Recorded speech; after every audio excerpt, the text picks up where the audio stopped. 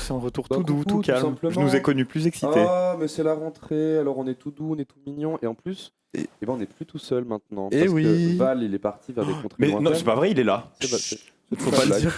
J'ai cassé le blague, quatrième mais- mur. Crame-la, ma blague. Il n'y a pas de souci. Attention, Oh. on accueille aujourd'hui un nouveau, comment on appelle ça? Un luron, un zouzou. Un zouzou. Un ancien piou-piou. Un ancien piou-piou D'ailleurs. devenu grand aigle. Attention. Hein. C'est Alex, bien sûr. Comment tu vas? Eh ben, ça va très bien. Je sais pas si je dois te regarder toi. Tu peux regarder Regardez. la terre entière. On est Tu tous peux dans- loucher, comme ça tu regardes les deux.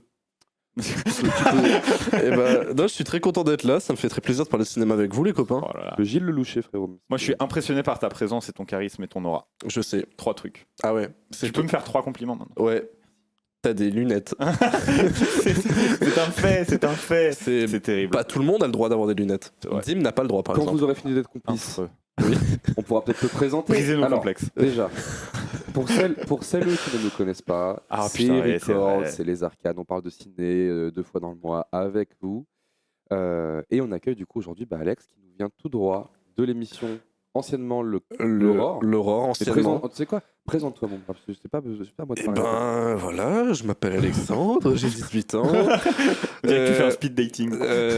non, peut-être pour les gens qui ont vu avec mon collègue Antoine qui n'est pas là. Eh oui. Non, avec mon collègue On Antoine. n'allait pas le sauver. On animait l'Aurore en juin dernier, donc une matinale toutes les semaines, le mardi sur cette magnifique chaîne qu'est Les Arcanes. Et maintenant, on va reprendre un peu le soir qui s'appellera du coup le Crépuscule, parce Bien qu'on ouais. est des mecs très malins. Non mais Ouais, vous ouais, êtes trop fort. Et, ouais. Et du coup, j'ai eu la possibilité d'être présent dans cette magnifique émission qu'est Record, donc je suis très Ouais. content de partager l'antenne. On est sur TF1 avec ces deux guignols. Bah, dis donc. On Non, mais fait peur Guignol, au c'est paf. affectif. On fait peur au paf. Le pape tremble. Et du coup, qui dit émission de reprise, qui dit émission de rentrée, dit sujet à la cool. C'est vrai. Sujet à la cool. On va pas tant philosopher que ça, comme on a eu pu le faire. Et on a envie déjà d'instaurer un petit truc qui est simplement de papoter un petit rituel. peu. Voilà un rituel de ce qu'on a vu récemment, tout simplement. Et puis d'inviter aussi les gens qui nous regardent à dire ce qu'ils ont vu récemment. En ciné, en série, en.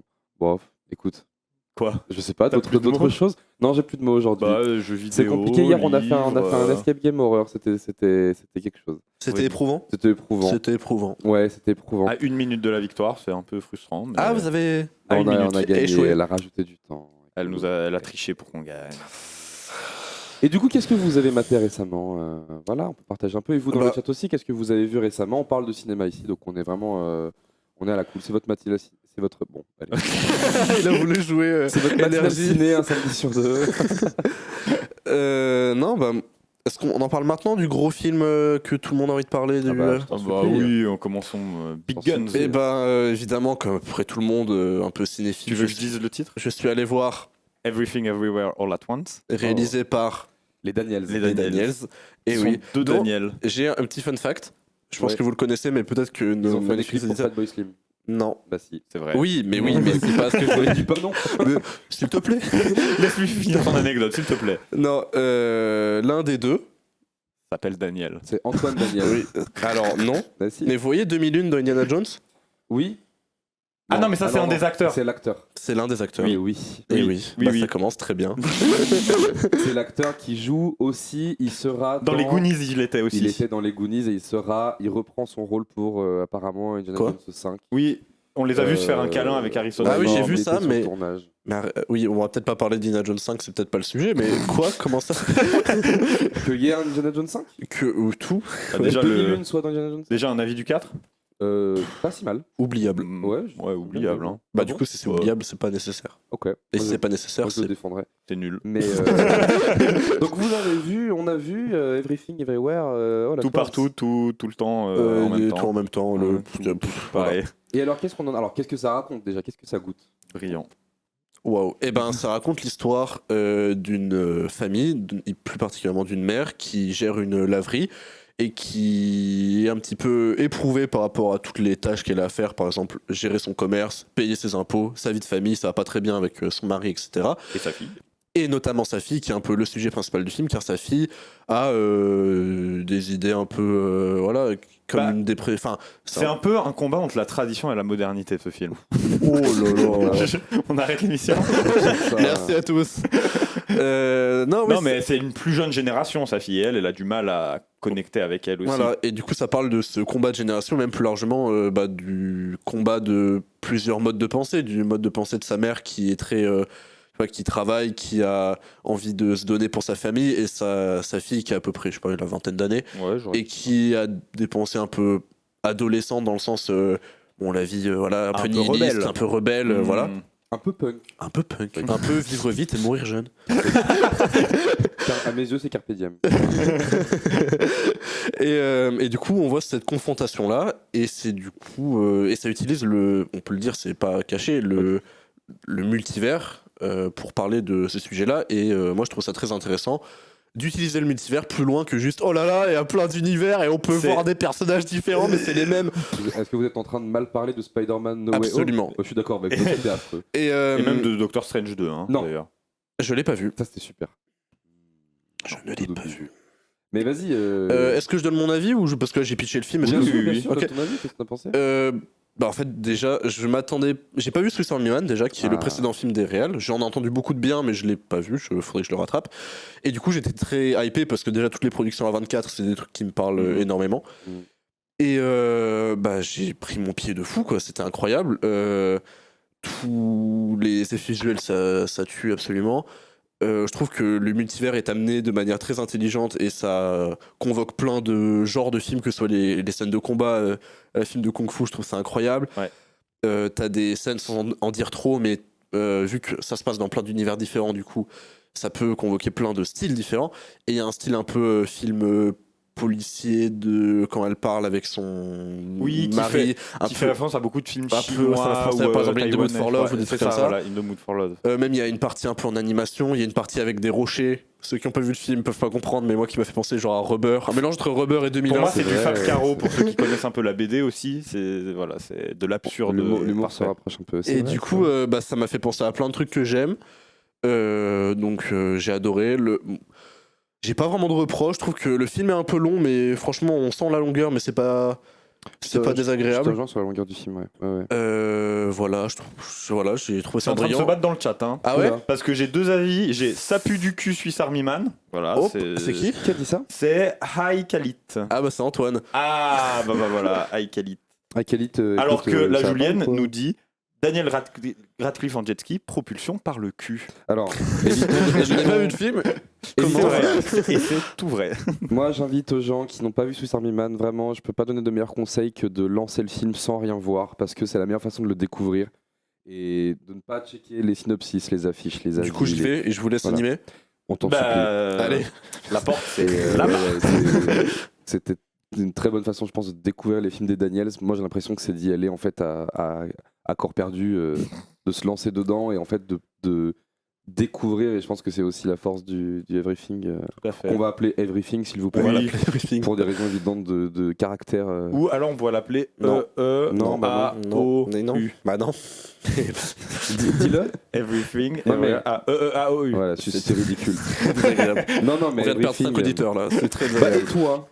Alors moi, j'ai eu une réaction que Dim trouverait disproportionnée parce que après le film, c'est surprenant. En sortant du film, je me suis retourné sur ma chaise, j'étais encore tout transpirant, j'avais quelques petites larmes qui restaient, j'ai dit c'est un top 10 de ma vie. Et Dim m'a regardé et a fait oula, ça va vite en besogne. Ça va vite. C'est vrai, et du coup maintenant il faudrait que je le revoie. Qu'on l'a vu il y a un petit mois. Moi, il m'est quand même vraiment resté en tête, notamment visuellement. C'est une claque que j'avais pas reçue depuis très longtemps, notamment au ciné, parce qu'on l'a vu au ciné aussi, c'est une chance. On a failli pas l'avoir en France, hein, d'ailleurs. Les films à 24 ont du mal, surtout depuis le Covid. Là, on en a vu certains. On avait vu notamment After Yang qui était sorti en 24. The Northman. Il y en a quelques-uns qui sont sortis, mais pendant la période du Covid, à peu près. Même après. Dans les derniers, on a eu The Lighthouse. Et puis parce qu'il faut savoir qu'aux États-Unis, il est sorti il y a plus de 6 mois, je crois. The Green Knight, on l'a pas eu en salle. On l'a pas eu, The Green Knight. Mon grand désespoir, d'ailleurs. Tu l'as vu, toi, ou moi, je l'ai vu, The Green Knight. C'est incroyable. formidable, c'est brillant. Comme tous les films à 24, j'ai l'impression. Comme tous C'est les vrai, films de c'est vrai, David c'est toujours Lowery, très bien. c'est super. Ghost Story, pareil. On en parlait tout à l'heure en off. c'est formidable. Mais du coup, oui, non, Everything Everywhere, moi, c'est une giga claque. Ça m'a énormément parlé sur les thèmes de la famille et de. Ouais, juste de accepter aussi d'être qui on est et qu'on qu'on va changer dans la vie, mais que c'est pas grave et que c'est aussi ça, être un être humain. Et je sais pas, ça m'a trop touché. C'est excessivement niais, mais c'est le bon genre de niais qui te fait sortir du film. Moi, je trouve, avec une banane sur la tête. En fait, N'importe quoi. moi, pendant tout le film, je savais pas comment il allait se positionner par rapport à sa réflexion, parce que tu dis que c'est un peu niais. Ouais. C'est vrai que t'as la manière de penser, genre allez, on va s'entraider, la famille, ça va aller, nanana. Mais t'as aussi du coup la manière de penser de la fille, qui est très pas nihiliste, mais tu vois. Oui, on peut le Ouais, dire. voilà. Et du coup, je savais pas le film jusqu'à la fin, parce que en fait, le film est découpé par chapitres, par 3 chapitres. Et perso, je me suis fait avoir. Le film commence, le premier chapitre est le plus long, je pense. Oui. Ou alors c'est que mon ressenti, mais Non, je non, pense il est que long, il est long. Ok. Et du coup, j'avais oublié que c'était un film chapitré, tellement j'étais dedans. Et quand le deuxième chapitre commence, j'ai fait oh putain, Mais oui. ça se trouve, il reste encore 3 fois ça, tu Ouais, vois. c'était long. c'était long. Mais c'est pas un reproche, mais voilà. Non, Et du coup, pendant tout le film, je me suis dit, est-ce que le film va trancher plutôt dans une réflexion plutôt à la Ghost Story, par exemple, de la vie c'est qu'un passage et tu vois, à la fin on meurt tous et il reste rien et voilà. Ou alors un truc plus. Ouais, voilà. Positif, Ou alors un truc plus positif de ça va aller, nanana. Même si à la fin on meurt tous et autant grave. vivre le moment présent Ouais, et apprécier, ouais. etc. Et jusqu'à la fin, je savais pas. Donc ça aussi, pareil, Ouais. ça m'a tenu en haleine jusqu'à la fin. Moi j'ai eu beaucoup de surprises sur l'utilisation, tu l'as dit, hyper maligne des multivers. Et moi, je trouve qu'il y a un truc hyper malin et qu'on n'a jamais, enfin, qu'on verrait jamais dans les Marvel. La première fois qu'elle fait un saut et qu'elle arrive dans un multivers, et surtout dans un multivers où elle a une vie de fou, elle est devenue star de cinéma, de films d'action, et elle sort de ce premier saut de multivers, elle est dans les bras de son mari, elle le regarde, elle fait oh, je viens de découvrir un monde où t'étais pas là, c'était génial. Ouais. Et t'es là, ah ouais, ok, donc ça Pourquoi t'as explore. dit dans les Marvel? Je trouve dans les Marvel, enfin, j'ai l'impression qu'on verrait pas ça dans un Doctor Strange ou dans un Spider-Man, typiquement. Parce Parce que j'ai un peu l'impression c'est que qu'on des l'a- reproches j'ai un peu pour moi. l'impression qu'on l'a vu. Moi, je suis pas d'accord. Parce que dans Doctor Strange, typiquement, il arrive et un des premiers jumps du multivers qu'il arrive, il est devenu le sorcier suprême. Et genre, en fait, il a atteint son but, il est Oui. waouh, je suis Oui, devenu mais ça, tu sais- c'est vachement bien. Mais ce qui se passe, c'est qu'il se rencontre lui-même. Et du coup, ces deux personnages, elle, quand elle fait un saut de multivers, elle est vraiment dans la tête de cette autre personne. Elle est cette Ok, autre personne. je Donc, c'est comprends. pas deux personnages qui se confondent, c'est elle qui devient cette comprends. Et version puis t'as d'elle-même. aussi, j'ai pas vu Doctor Strange dans lequel tu dis, mais là en fait ce qui moi m'a touché à ce moment-là et qui m'a dit waouh ça Mhm. fait mal, c'est par rapport à son mari. Mais de ouf. C'est qu'en fait sans toi ma vie aurait été mieux. Et Génial. ça je me suis dit Mhm. oh, Et je trouve que c'est une manière ça fait super mal, quoi. maligne d'amener un petit peu de conflit, mais pas un conflit grandiloquent, juste, tu sais, il y a un petit truc à régler, et puis ensuite, il y a le mari qui prend une place hyper importante à la fin, et moi, je le trouve brillant. Le mari, il a une philosophie de vie qui me régale, et j'ai envie d'être cet homme dans la vie, en fait, il est trop chou. Mais, ouais, il a un côté un peu victime, mais moi, ça me... Je sais pas... J'aime qu'on te domine. Peut-être. Peut-être. Je suis bottom.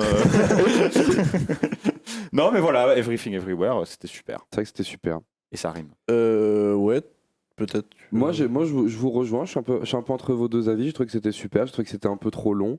Moi, j'ai ri, j'étais ému. C'est vrai qu'on n'a pas parlé de l'humour, c'est un film. Ouais, c'est Excessivement c'est drôle, très hein. rigolo. Ouais. Pour moi, c'est. Swiss Army Man m'avait déjà conquis moi, au niveau de ce type d'humour absurde. Là, c'est à la fois très différent, à la fois c'est vraiment aussi cette gamme un peu de situation. Mais quand je dis situation, c'est pas du comique de situation, c'est vraiment juste agencer tellement d'éléments qui n'ont rien à voir les uns avec les autres que ça devient un truc, un tableau assez formidable. Et Ouais. je sais pas, moi, ça m'a eu, mais je suis un peu comme toi. Quand j'ai vu apparaître le chapitre 2, j'ai fait ouf. Ouais, je comprends. J'espère qu'il n'y a pas encore 2 fois ça parce Ouais. que c'est vraiment beaucoup. Bon. Et pour moi, ça aurait mérité une demi-heure de moins, mais Ouais, oui. voilà. Écoute, Mais non, le truc que tu disais sur l'humour qui marche bien, c'est que du coup, vu qu'elle se balade dans plein de multivers différents, on découvre plein de règles bizarres, enfin tu vois, des univers qui sont régis par des règles physiques ou... On va pas trop en dire, mais il y en a Voilà. un, il est un peu bizarre Et, quand même. et en fait, c'est qu'il t'installe par exemple plein d'éléments humoristiques où quand tu les vois, tu rigoles, tu dis ok, c'est marrant. Et qui après, plus tard dans le film, reviennent et sont des trucs sérieux ou viennent te toucher. Par exemple, Ouais. l'univers. Comme ça. pour ceux qui l'ont vu, à la fin ça devient touchant, tu vois. De Ou, je sais pas, même Complètement. le truc des cailloux. Ouais. Bah, Pareil, hyper touchant. Quand tu le vois au début, tu fais un petit. Moi je pensais que ça allait être la fin, tu vois. Ouais. Je pensais que ça allait faire genre. Et voilà, et The c'est end. fini.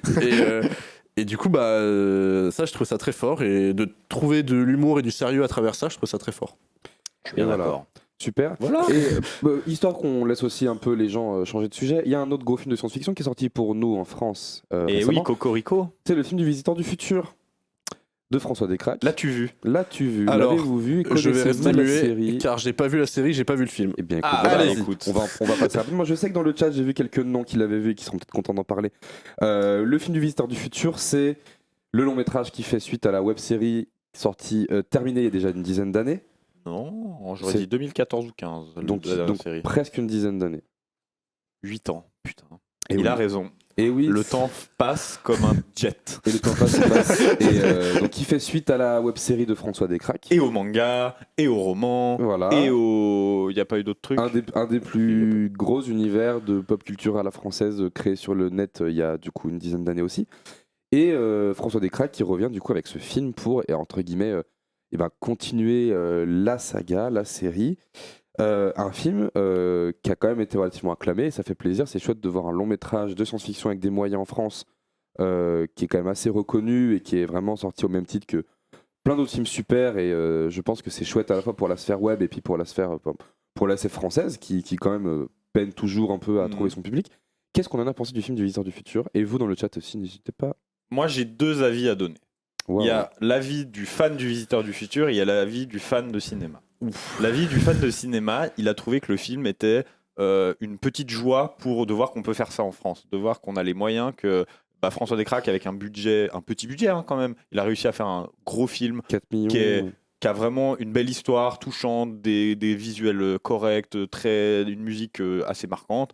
Enfin, vraiment une histoire qui se tient, c'est un kiff et je me dis, j'ai tellement envie que ça soit un pionnier ce film et qu'il ouvre la voie aux autres. Le fan du Visiteur du Futur qui en moi n'a pas pu s'empêcher d'être très déçu.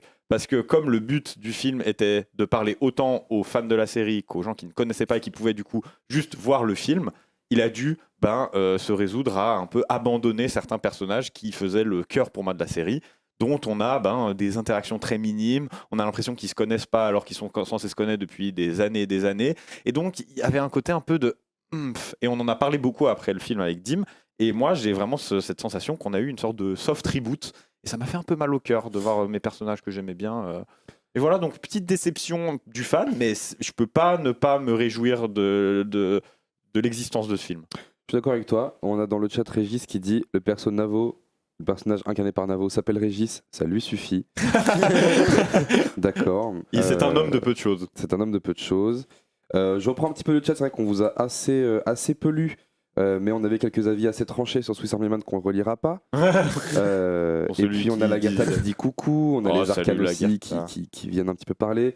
Still Atlas Rap qui dit je trouve ça bien justement qu'on ait laissé de côté les personnages de la série, on les connaît déjà très bien et ça invite les nouveaux spectatrices d'aller les découvrir. C'est vrai, mais C'est vrai. Moi j'ai l'impression que c'est dommage de la part de François Descraques de ne pas avoir essayé de parler un tout petit peu plus à sa fanbase. Il aurait pu leur faire des petits cadeaux, des petits bonbons en sucre. Il y a 4 saisons qui concernent les personnages de la série. C'est chouette que le film se focus sur d'autres. Je suis d'accord. Je suis d'accord aussi.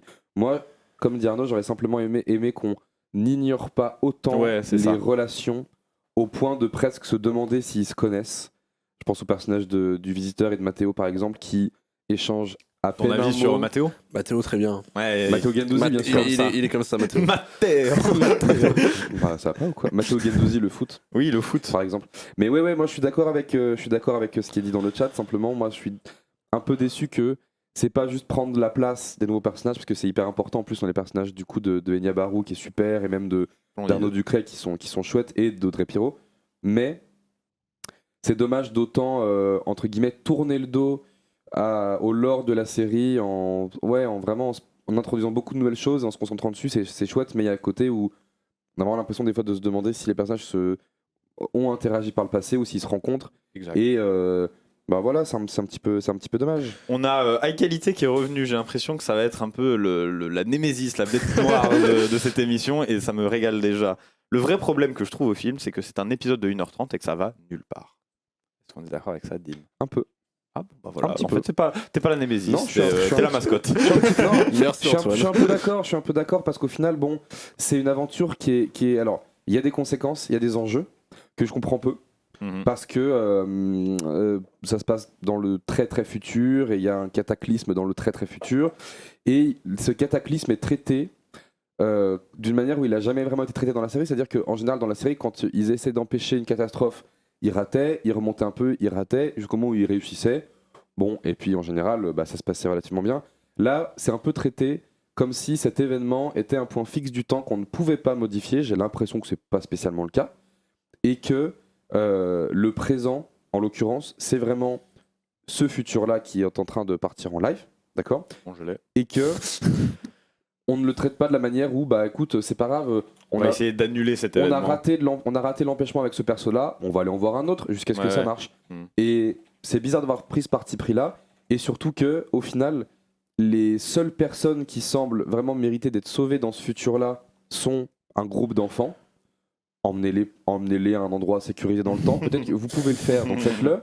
Et j'ai pas vraiment saisi pourquoi les enjeux étaient traités de cette manière-là. Ça m'a un peu fait décrocher du film et j'ai trouvé ça dommage. C'est de l'envergure d'un épisode moyen du VDF comme on aurait pu voir.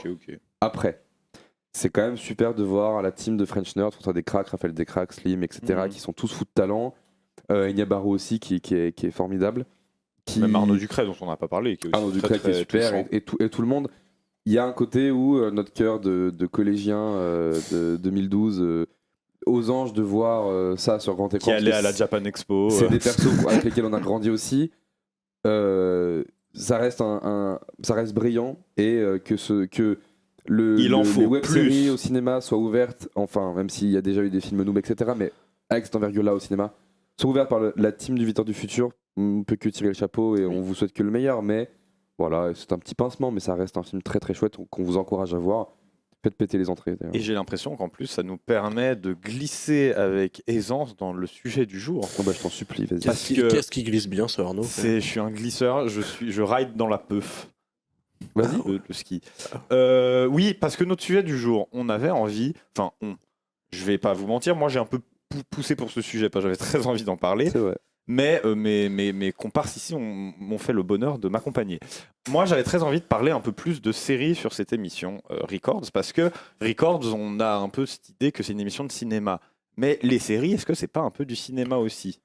Et c'est toute la question qu'on va se poser dans cette émission. Wow. Mais moi, je trouve ça intéressant, du coup, d'amener le sujet des séries, d'amener le sujet aussi, on va parler beaucoup des plateformes, avec la place de plus en plus grande qu'ont pu prendre des Netflix, Amazon, Disney+, OCS, Mubi, Salto. J'en ai plus d'autres. Ça va être encore un. Shadows, non ? Un Canal, truc d'horreur, Canal+.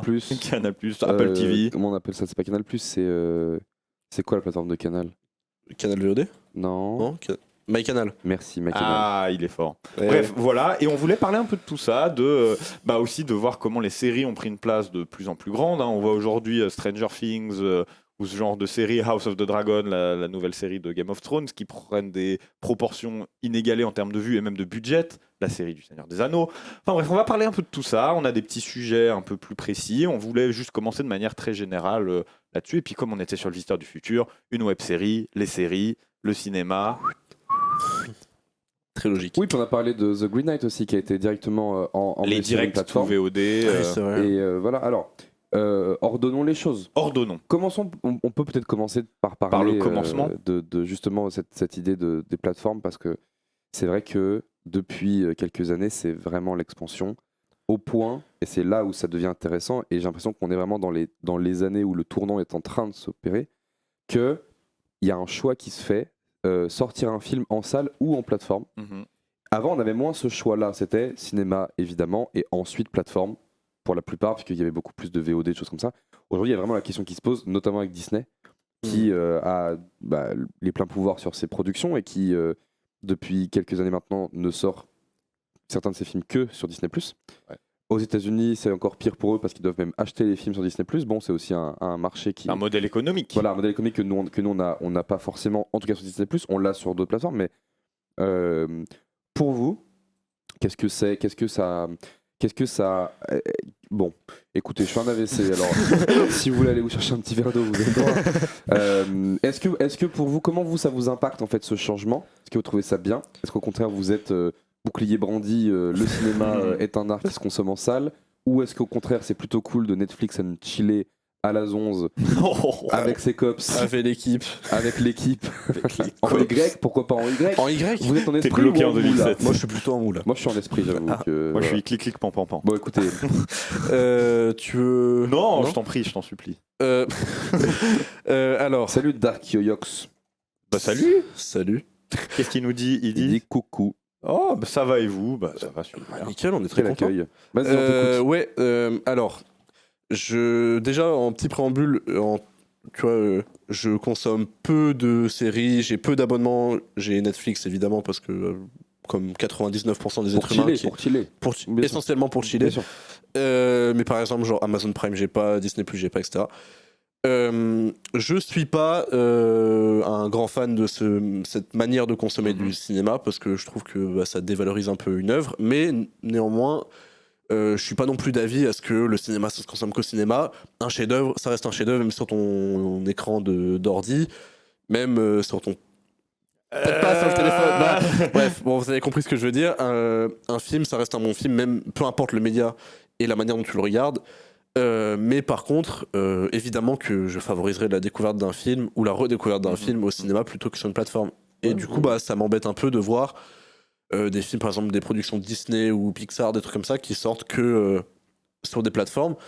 Parce que bah il y a des gens qui travaillent, il y a des gens qui pensent leur film uniquement, enfin pour le grand écran, donc évidemment que ça m'embête après qu'il y a des gens qui le découvrent sur leur Apple Watch quoi, ou sur leur pote de frigo quoi. Et il y a sûrement des gens qui le font, c'est ça le pire. Et oui.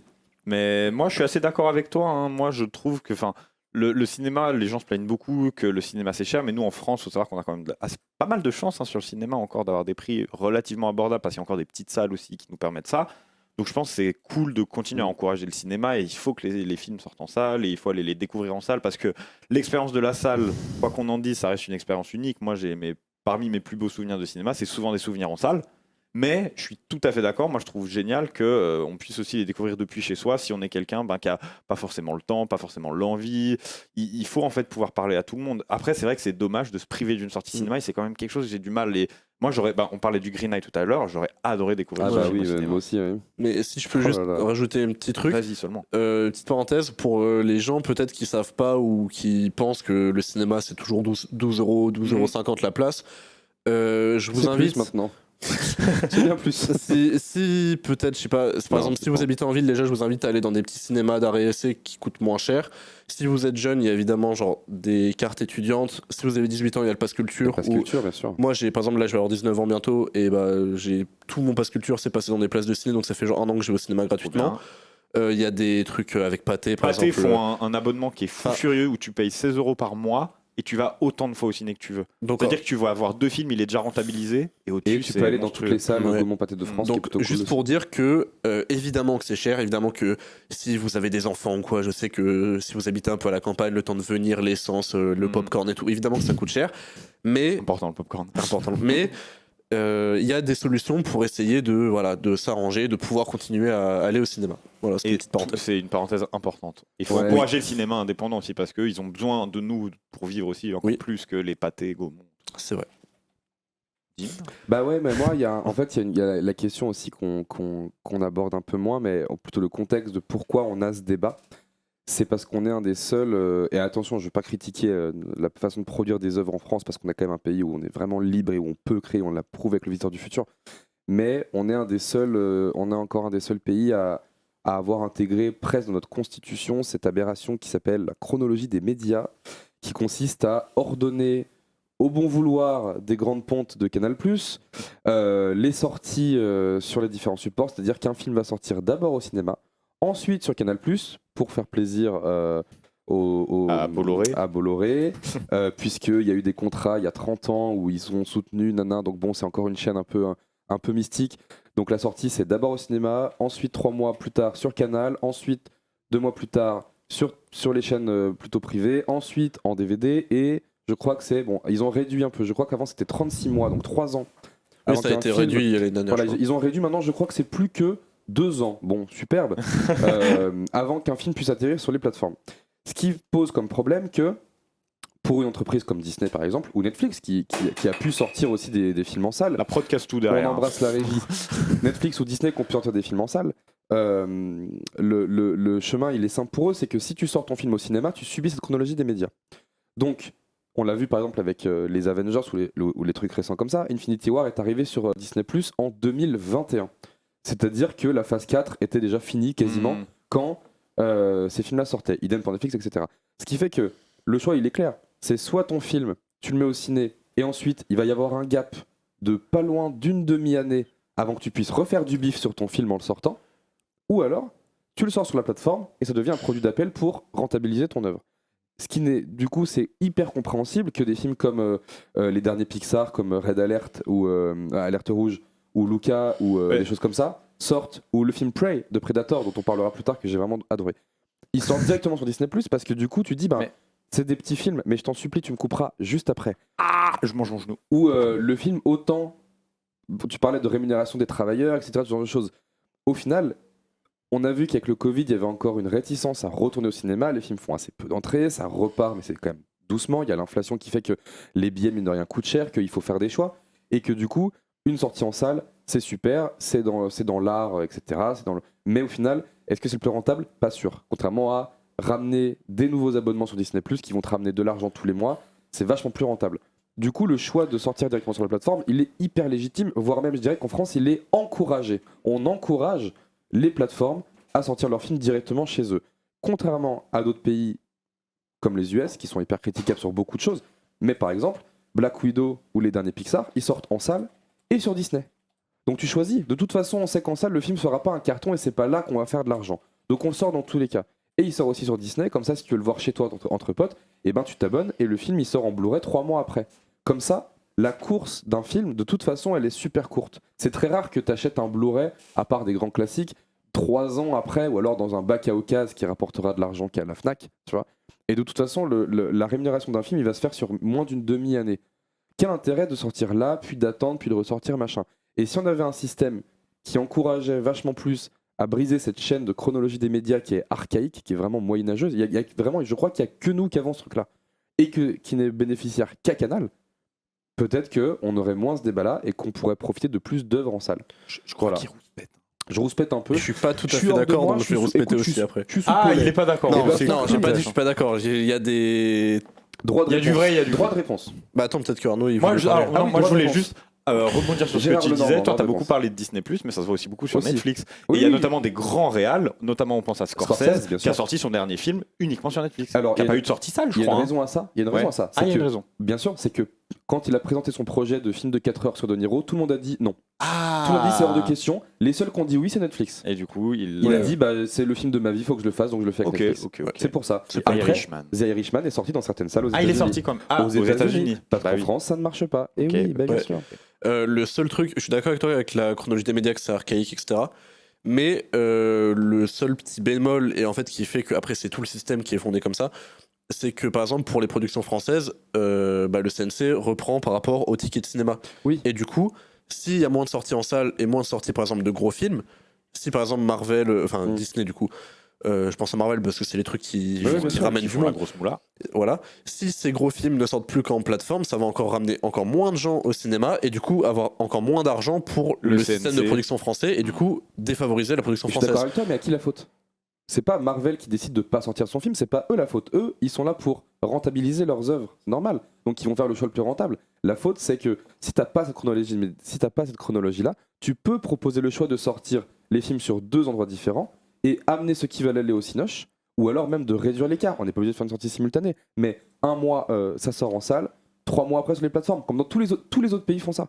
Et du coup, tu vas en salle et le CNC récupère de l'argent sur les billets. Mais de toute façon, on vit dans un monde où le système économique du cinéma va devoir changer. C'est inévitable. Tu Mais je pense pas que tu vois couper ce. Enfin, tu vois tout à l'heure tu disais qu'une sortie salle c'est pas forcément C'est bénéfique. l'USQ. Je pense qu'une sortie salle c'est bénéfique dans tous les cas parce que tu vois, par exemple là Disney. il y a en ce moment, tu vois, par Il y a exemple, un débat sur Black Panther voilà. 2 qui pourrait ne pas sortir Et en en salle. fait, Ouais. Disney, si c'était aussi simple que ça, Ouais. Disney, l'une des entreprises les plus puissantes du monde, tu vois, pourrait juste dire, bah ok, on le sort pas en France, on s'en fout. Mais ils le C'est font vrai. pas. Donc en fait, ça veut dire que il y a quand même de l'impact. Et du coup, bah, je Bien sûr. pense que il faudrait revoir le système. il Mais y a- Une sorte de Mais- d'entre-deux, de Oui, voilà, mais en fait, c'est bien que sûr, ça, bien c'est juste des gros débats de grosses entreprises et que finalement, bah, les consommateurs et les gens qui font le cinéma ont pas leur mot à dire Ça, je suis là-dedans. d'accord que c'est le plus Bien sûr. dommageable. C'est que oui, effectivement, on n'a aucun poids là-dessus et c'est nous qui en subissons Enfin, sûr, les même pas bien sûr. forcément que les consommateurs, parce qu'en soi, c'est le moindre mal de bon, je dois attendre 2 ans pour voir le Avengers sur Disney+, tu vois. Ouais, mais ça va encourager la consommation illégale. Oui, mais en Tu fait, vois, c'est ça, que quand bah, il faudrait que l'intérêt des gens qui font et qui vivent du cinéma, autre que Disney, bah, soit mis en avant. Bien et sûr. notamment des créateurs en France. Des Mais bien petits sûr, bien créateurs, sûr. parce Petit- que c'est compliqué. Petit point de chat, parce Petit qu'il point y de a chat. Estus notamment, donc déjà bonjour Estus, qui Salut, nous dit bonjour. est-ce que ça n'a pas changé en 2021 la chronologie? Toi, t'es peut-être Si, plus si, au c'est courant. ce Ah, qu'on ça a a dit. changé. Ah, Bah, ok, vous l'avez ça a dit. réduit, je crois qu'on est passé de 36 mois à 20 mois ou un truc Ok, comme ça. Donc ok, bon, ok. c'est super, Cotillon et Serpentin. Ça change absolument rien. Ça change absolument rien. Et en plus, là, on parle un peu de politique, mais le cinéma, c'est politique. Oui. Il y a eu aussi. Ah, du toi, coup- tu es Karim Debache, non? Moi, je suis Karim Debache. Il y a eu, on a été supprimé la redevance télévisuelle, qui va aussi, de toute façon, énormément impacter la création télévisuelle en France et par conséquent cinématographique également. Et c'est encore un truc où, je sais pas, c'est questionnable en plein de points. Est-ce qu'on mais rentre là-dedans ou... on Parce peut- que moi, on- je peux crier après On peut que c'est de la entrer merde, là-dedans. mais Qu'ils abolissent ça. Ouais. Ah bah je suis d'accord avec toi. que c'est absolument sûr. débile. Parce qu'en fait, En fait, c'est sûr que si tu prends juste le moyen de réflexion en tant que humain, je paye genre, je sais pas, 100 balles de moins, bah ok, oui, c'est sûr que logiquement, tu dis, bah voilà, ça sert à rien. D'une, il y a beaucoup de méprise de gens qui disent, ah bah voilà, moi je veux pas payer des émissions genre TPMP et tout. D'une, c'est pas sur le service public, donc tu payes pas pour ça. Exactement. Après, t'as tous les services comme, je sais pas, France Télé, Arte, etc., qui sont des services super et qui proposent des contenus de qualité, qui reprogramment Bien des sûr, films, bien etc. sûr, bien sûr. Ça dégage. Et les aides, du coup, pour les petits créateurs, Bah, sont minimisées aussi. drastiquement diminuées. Ainsi que, on le dit pas aussi assez, mais la redevance, c'était pas télévisuelle, c'est la redevance audiovisuelle, c'est toutes les radios de France. Ouais. C'est Radio Radio Ray. France, donc toutes les radios de service public, ainsi que le contenu qui est dessus aussi, et toutes les créatrices radiophoniques qui sont même parfois qui ont un pied aussi dans les arts visuels. Et je trouve ça hyper dommage de justement, c'est encore un pas de plus vers donner du pouvoir à la privatisation du contenu multimédia et audiovisuel et donc du cinématographique.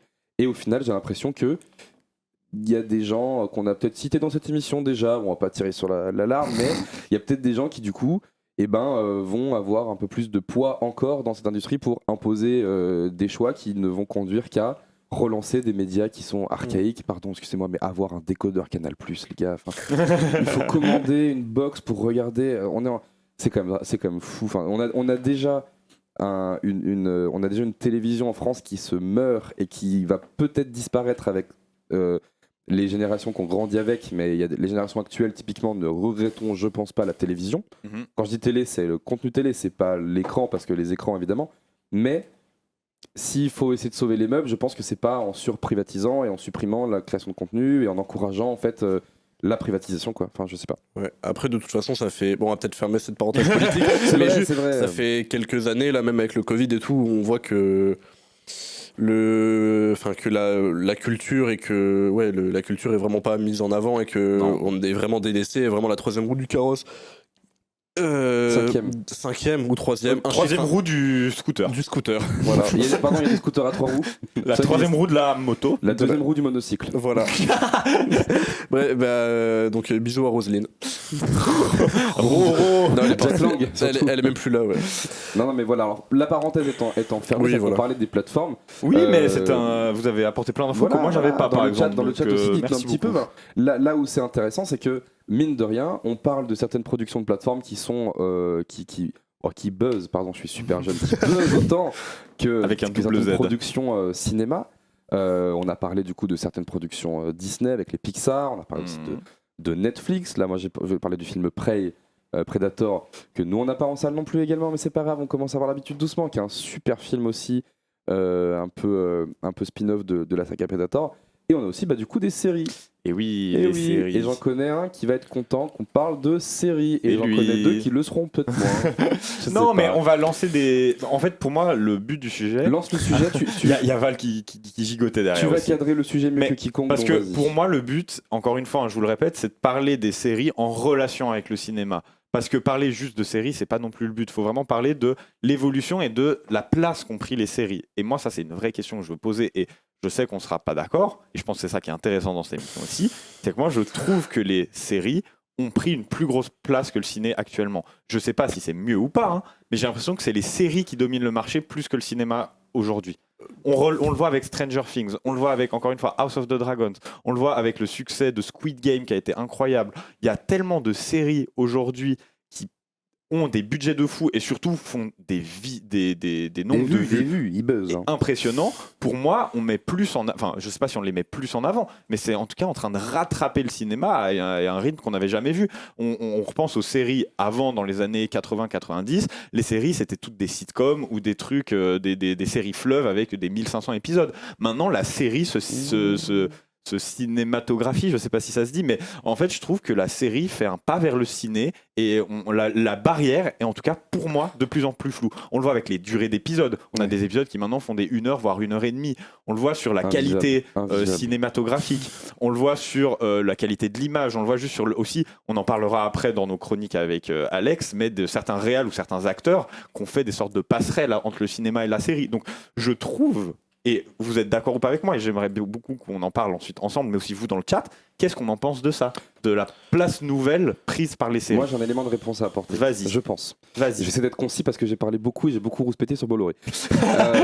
Mais je pense qu'en fait, c'est la consommation, entre autres avec l'émergence des plateformes. Mhm. Là, c'est moins l'intérêt pour les arts qui change que la façon de consommer de ce qu'on consomme tout en général qui change. Mhm. C'est-à-dire que on pourrait penser que je suis un boomer qui dit que c'était mieux avant. C'est vraiment pas le cas, même si on va pouvoir, on a l'impression. Mais on consomme les choses vachement plus vite. Tout va plus vite, il faut aller plus vite. TikTok, c'est 5 secondes, suivant 5 secondes, suivant 5 secondes. Oh, toi, t'as un truc contre TikTok. Non, je suis sur TikTok. Vraiment, Et- le constat, c'est que c'est des contenus, c'est du micro-contenu. Moi, ça me fascine. Je trouve qu'il y a des créateurs qui sont brillants en 5 secondes. Tu vois, c'est génial. Il faut aller très vite. Il y a un côté où, pour plein de raisons qui viennent de la société, il faut qu'on gagne du temps, il faut qu'on gagne de l'argent, parce que c'est un peu la merde. Donc, on bosse plus vite, ou alors on bosse plus, ou alors on essaie d'optimiser, etc. Ce qui fait que du coup, on a et moins l'argent et moins le temps d'aller donner 15 balles pour aller voir un film de 2h30 au cinéma et rentrer chez soi avec l'essence, etc., etc. C'est entre autres. hein. Même juste de prendre le temps d'y aller. Des fois, on n'a pas le temps, on finit très tard le boulot. Rentrer. Moi, je suis de la team de mettre un film et l'arrêter au milieu, c'est pas possible. Donc, je vais aller vers une série. Parce que ça dure 45 minutes, je peux mettre 2 épisodes. Si jamais tout d'un coup je suis un peu dedans, ça m'a réveillé. Donc la façon de consommer la série, en fait, elle est hyper en accord avec notre façon de consommer tout maintenant. C'est exactement ce qu'ils disent dans le chat. Donc Voilà. pour l'instant, le Mais chat est moi, je suis d'accord avec toi. Le chat, je vous aime. Mais casse des choses, allez-y. je brise tout. Déjà, il y a ça. Et au final, ce mode-là, il est encouragé parce que tu peux produire plus de contenu aussi. Et les plateformes comme Netflix, elles sont vraiment arrivées avec un business model de on est là pour faire beaucoup de la série. Les films Netflix, Mhm. mine de rien, il y en a de plus en plus. Et Bien c'est sûr. c'est une goutte d'eau, même s'ils sont super. Et le format série, il se consomme plus. Si ta série marche, ça tombe bien. Plutôt que de faire un film 1, 2, 1, 3, 1, 4, où à chaque fois le 2 est moins bien, le 3 est machin, puis le 4 on dit oh ils ont fait trop, il y a 8 Fast and Furious ou quoi. Et ben tu peux faire une saison 1, 2, 3, Le 4, 7 5. est super. Il y a des séries qui possèdent 10 saisons, c'est des heures de contenu que sur une vie tu peux presque pas les voir. Donc il y a un côté où... T'es un peu Non, hyperbolique. mais je suis pas hyperbolique. Si. Non, je suis super. Mais, T'es superbolique. t'es vachement plus critique avec un film, le film 5, qu'avec la saison 5. Tu vois? Parce que c'est la continuité. D'accord? Tu consommes différemment ça, tu as un regard différent, tu as une tolérance vis-à-vis d'une saison qui est pas la même que vis-à-vis d'un opus. Ok? Donc, c'est vachement plus rentable aussi de te dire que ton œuvre, je vais l'étendre en saison, qui se consomme vachement plus facilement pour le grand public aujourd'hui, que de faire des films où il y a des attentes visuelles, parce qu'on sait que les séries, alors à quelques exceptions près, les séries, on est toujours sur des budgets qui sont un peu moindres, à exception près, c'est chum. Donc, Moi, je trouve que ça évolue depuis Oui, mais 5-10 ans. hein. on a beau dire que Game of Thrones c'est devenu vachement plus beau que les séries d'antan, Game of Thrones c'est quand même vraiment plus moche que tout ce que tu peux voir dans une salle de cinéma, dans tous les cas, tu vois.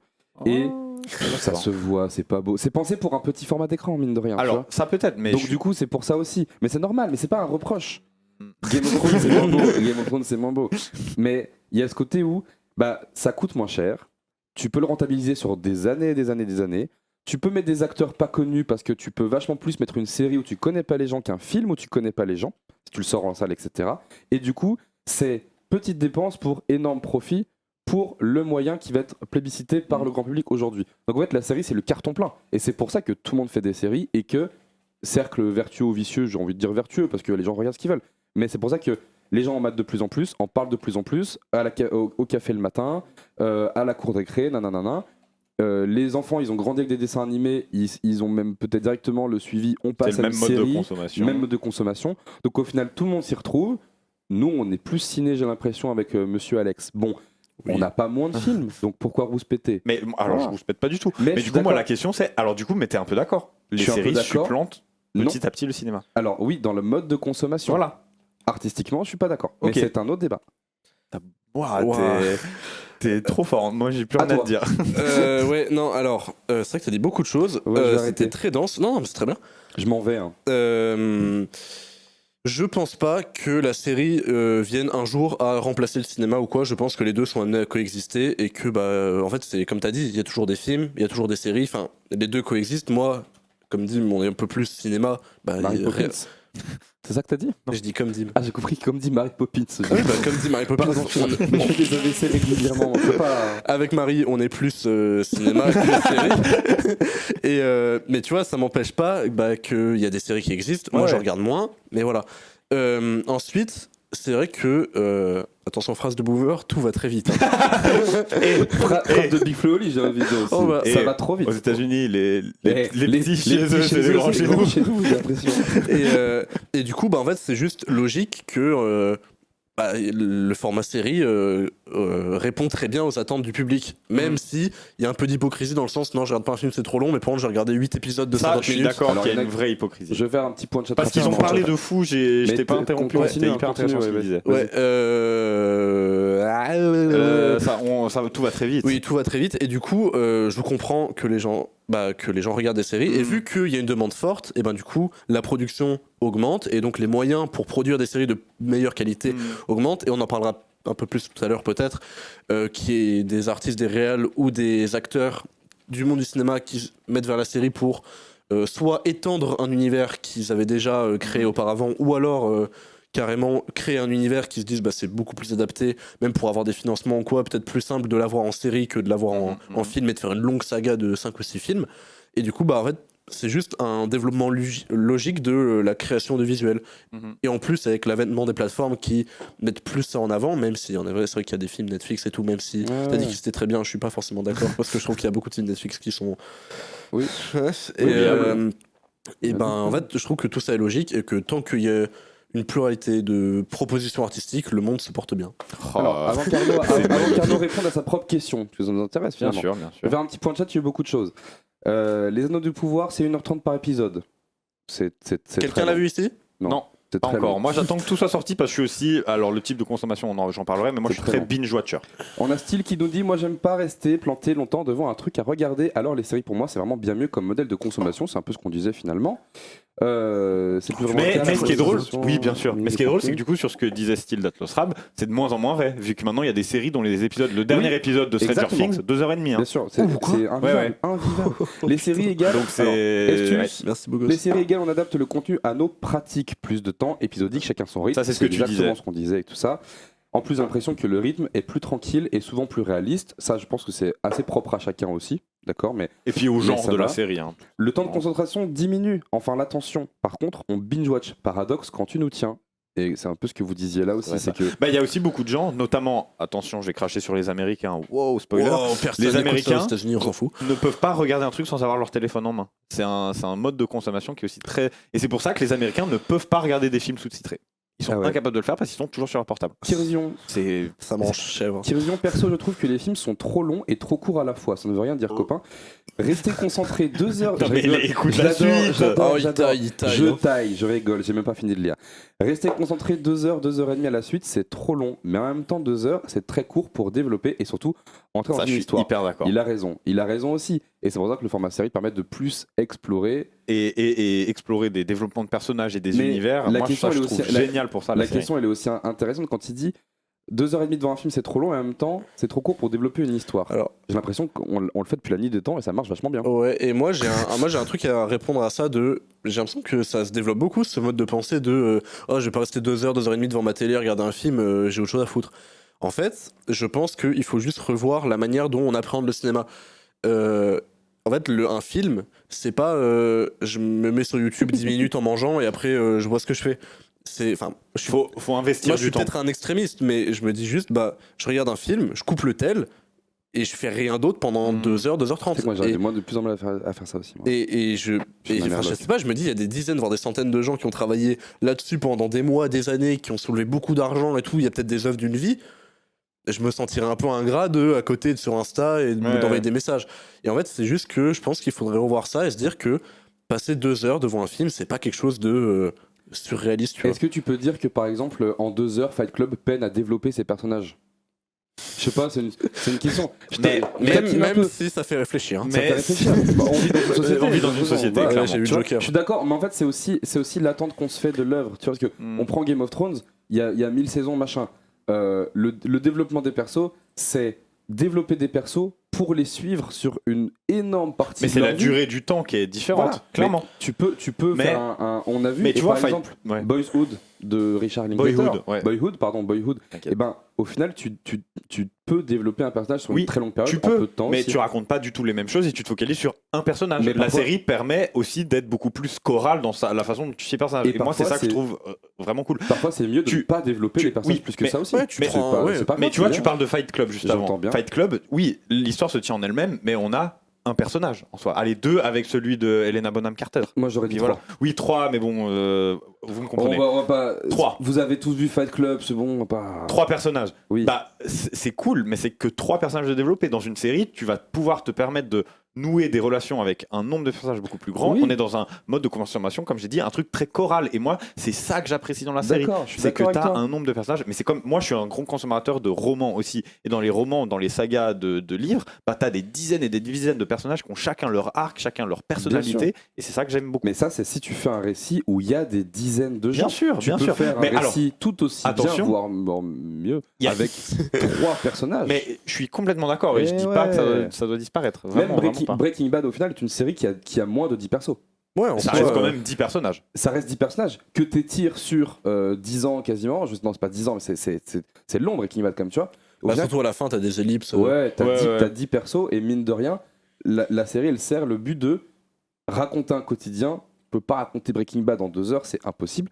Mais au final, par exemple, on reste sur Fight Club. Faire une série Fight Club, l'angoisse totale, ça n'a aucun intérêt. Bah oui. Tu vois, parce que t'as trop de temps et des Mais- fois t'as pas besoin Mais de alors, temps là. C'est qu'on soit juste, d'accord, c'est juste il un- faut se poser les bonnes questions. Mais- Il faut pas créer de la série pour créer la série. Il faut créer une série si tu as Voilà. un vrai C'est ce but que- c'est ce que j'allais sériel. dire, c'est qu'au final- La série, ça reste quelque chose de sériel, C'est un donc quelque feuilleton. chose que tu Moi continues. de mon temps, on disait un feuilleton. un feuilleton, Moi voilà, de mon un temps, sériel. un soap. Non mais au final c'est juste. Non, mais faut se poser les bonnes questions. C'est pas critiquable dans le sens où c'est juste choisir son médium ou en fait c'est juste son Ouais.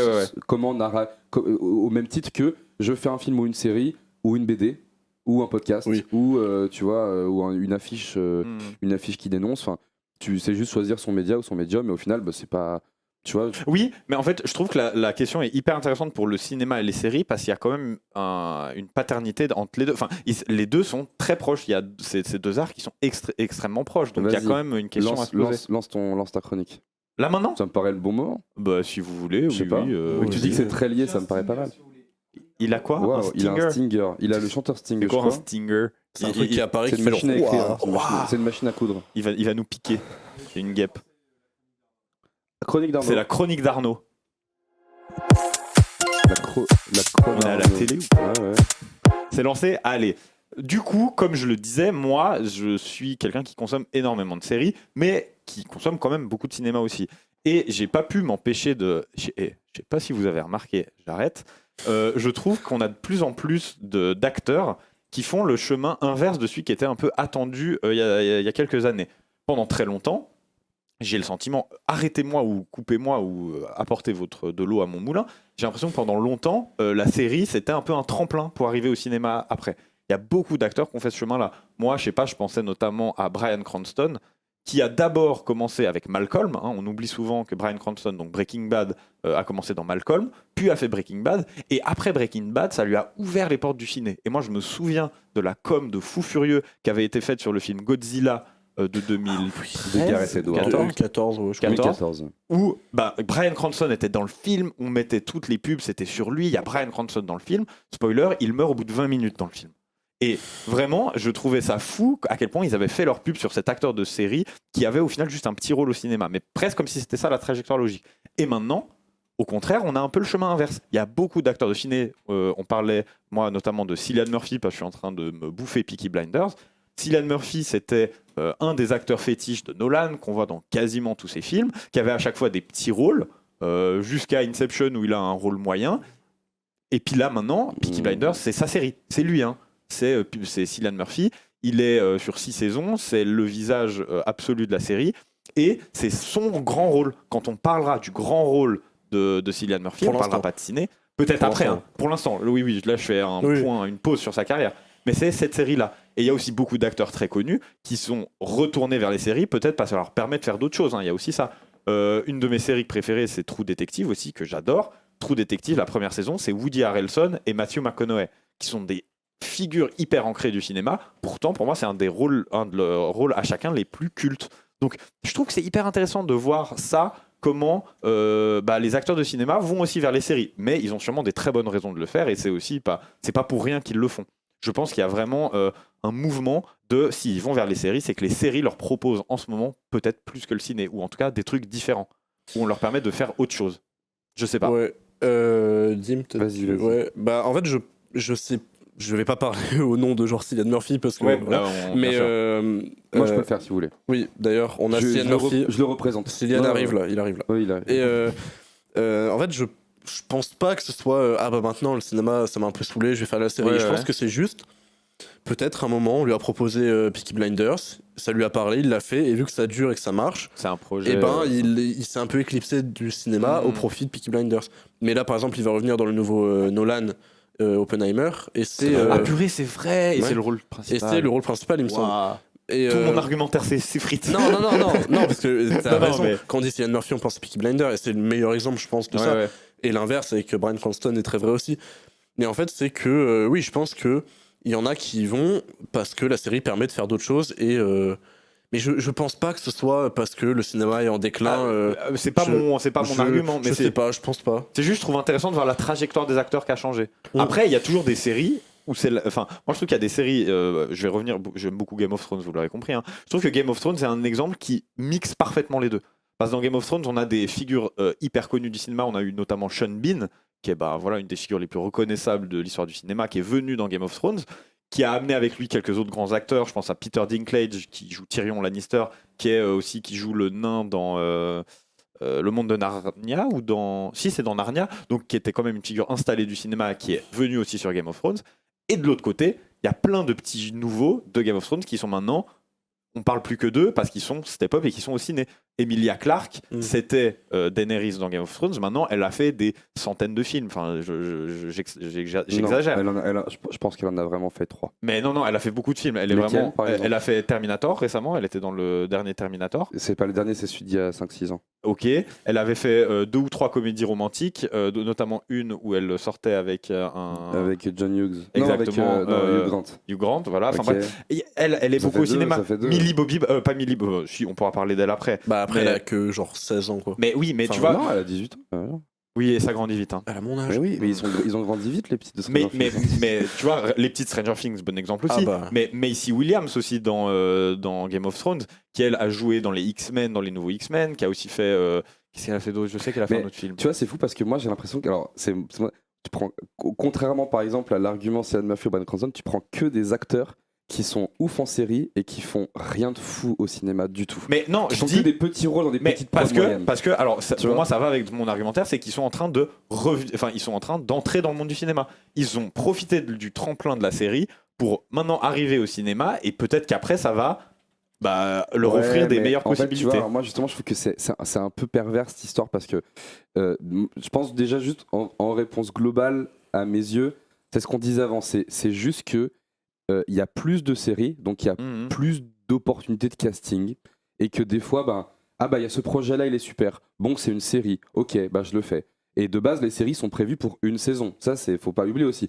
Peaky Blinders, ils avaient prévu une saison. Et à la fin de la première saison, le studio fait un Dépendamment bilan. du succès. On renouvelle ou pas. Et comme tu dis, je suis assez d'accord. À mon avis, il a trouvé ça kiffant. En plus, il était avec des potes à lui.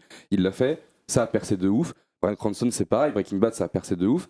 Aujourd'hui, Bryan Cranston, c'est un monstre et de série de cinéma, mais ça restera un monstre de série. Mhm. Même s'il fait des excellents films en rôle principal. Mhm. Je pense qu'il y a Dalton Trumbo ou des trucs comme ça, qui sont vraiment des super films.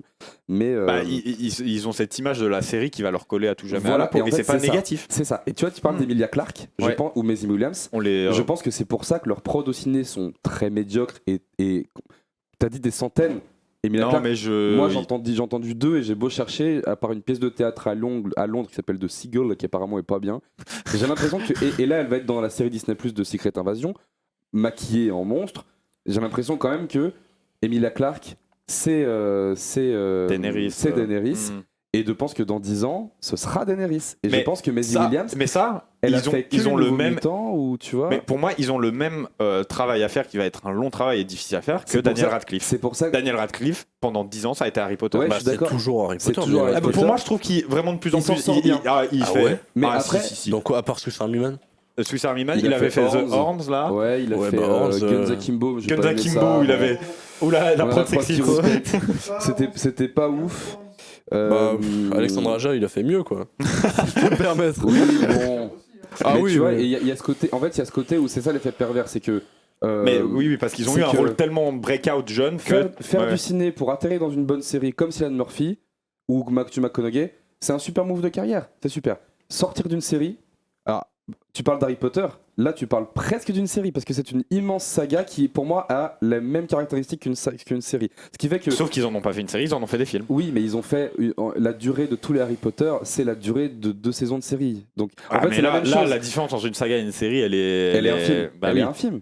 Parce que justement, Mais ce qui est drôle, c'est que ce qui, En fait, aurait été des sagas Non, de films mais avant sont des on se séries comprend maintenant. pas. C'est que, en fait, au-delà de parler de médium, on parle pas de médium, on parle de densité du rôle. Mhm. Que tu fasses une saga de 8 films ou une série de 3 saisons, tu t'es enfermé 10 ans dans Ouais, un ouais, rôle. bien C'est sûr. cinéma ou série. Mhm. On s'en fout. Harry Potter, comme tu dis, ou d'autres, celle qui a réussi le mieux, vraiment, je pense que c'est Emma Watson. Oui, oui. Mais s'enfermer dans un truc et en sortir, peu importe qui t'es, et il y a quelques exceptions comme Bryan Cranston il a fait une série monstre, Malcolm, une série monstre, Breaking, et maintenant c'est un monstre de film, et il surfe parce que il est fou de talent. Oui, c'est aussi Oui, ça, parce faut le que c'est un préciser. bon acteur aussi. On parle, Il oui, est c'est fou de vrai talent. qu'on n'a pas parlé du talent de Et ces non gens-là. pas- Cillian non- Murphy, pareil, hein, non d'ailleurs. pas que Emilia Clarke soit pas folle de talent, c'est le cas, elle est brillante cette femme, mais elle s'est enfermée plus de 10 ans dans un truc. Maintenant, bonjour, comment tu vas t'en sortir? Ça va prendre beaucoup de temps. Ouais. Film ou série, c'est pas la question. C'est rester longtemps sur un truc qui, en plus, mine de rien, c'est niche. Game of Thrones, ça a pété de partout. Game of Thrones, ça reste niche. C'est une série d'un univers d'heroic fantasy un peu geek. Ça reste un truc, ok, ça tonne car, ok, ça a pété tous les scores, machin. C'est pas le public cinéma pour beaucoup, par exemple. Mhm. Ce qui fait qu'il faut réapprivoiser un public, il faut réapprivoiser sans doute une façon de travailler aussi. C'est pas la même sphère, même s'il y a des réals et des acteurs qui bossent dans les deux sphères. La sphère ciné et la sphère série, c'est deux mondes. Il y a peu de réals qui surfent entre les deux. Donc c'est quasiment changer de média, tu vois. Et c'est Non, pour c'est ça, vrai, en fait, c'est c'est vrai. passer de l'un à l'autre. Et je pense que c'est plus simple de passer du ciné à la série que de passer de la série au Mm. ciné, ou du moins ça prend Je suis plus de temps. d'accord, parce que à part du coup Daniel Radcliffe, je pense que c'est un peu le contre-exemple, parce que des séries, enfin des sagas de films comme ça où il y a un mec qui fait tout, parce qu'à la limite, je sais pas, Ouais, non, même les. Ouais, peut-être ça aurait été Star Wars, tu vois, des acteurs de Star Wars, genre Mark Hamill ou quoi, mais Ouais, même mais Harrison t'as Ford, il a trois réussi. films, t'as fait une trilogie. Oui, c'est vrai que c'est rien, une trilogie, oui. Et puis Harrison Ford, ça va, ils s'en est pas Oui, trop voilà. sortis non C'est plus. vrai que l'impression, Daniel ouais. Radcliffe, c'est le seul qui me vient à l'esprit, mais c'est comme un peu, je sais pas, Mais parce qu'ils étaient très jeunes. Ouais. Je pense que c'est ça, pour moi, qui comme change. des acteurs de sitcom, tu vois. Ouais, Moi, Friends, je m'en souviens, Friends. j'avais vu Ouais, Met Your Mother, par exemple, le Ah, mec bien qui sûr. joue Barney Stinson. il est génial. Il est génial, c'est un super acteur. J'ai oublié son nom, je suis désolé. Moi aussi, je l'ai. En Neil plus, Patrick Harris. il joue Neil dans Patrick Harris. il joue dans Les Orphelins Baudelaire. Et Il est absolument par exemple, brillant. il a un rôle dans Gone Girl de Fincher, tu vois. Ouais, Il c'est est vrai, c'est tellement vrai. bien, mais, et même même dans le dernier Matrix, il a un rôle. Il joue je sais pas si vous l'avez vu. J'ai pas vu, moi, le Eh ben, dernier. il joue un psy dans le dernier Matrix, qui a un gros rôle dans un gros film. Bien sûr, bien Quand sûr. tu le vois, Super, c'est d'ailleurs. Mais Barney quand Stinson. je le vois,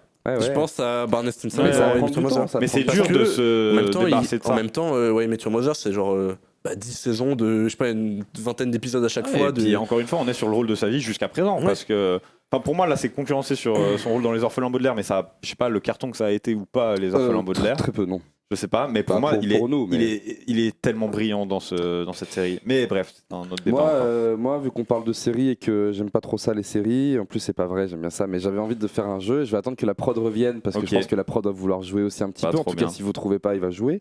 Mais alors, juste en attendant la prod, pour revenir sur un truc, sur les séries, passages séries, films, tout ça, qu'est-ce qu'on pense aussi de Marvel qui arrive dans l'univers des séries? Vachement bien. Ouais. Ça marche très bien. Ok. Ça leur permet justement, en fait, ils arrivent au moment où la société change, leur contenu doit changer, doit s'adapter parce qu'ils ont fait 10 ans de ciné qui était extrêmement codifié. Ils doivent changer. On sait qu'un film, ça coûte monstre thune. La sortie, il y a un calendrier à respecter, il y a des attentes, il y a une communication. Bref, c'est un gros truc. C'est pour ça que c'est quand même les plus gros héros et les plus grosses sorties qui ont leur film. Mais ils ont développé une espèce de bac à sable avec les séries qui, je trouve, est hyper efficace parce que pour la plupart, je dirais qu'à chaque fois, c'est une bonne surprise. Il y a eu des ratés, des gens qui ne sont pas toujours d'accord, des choses moyennes.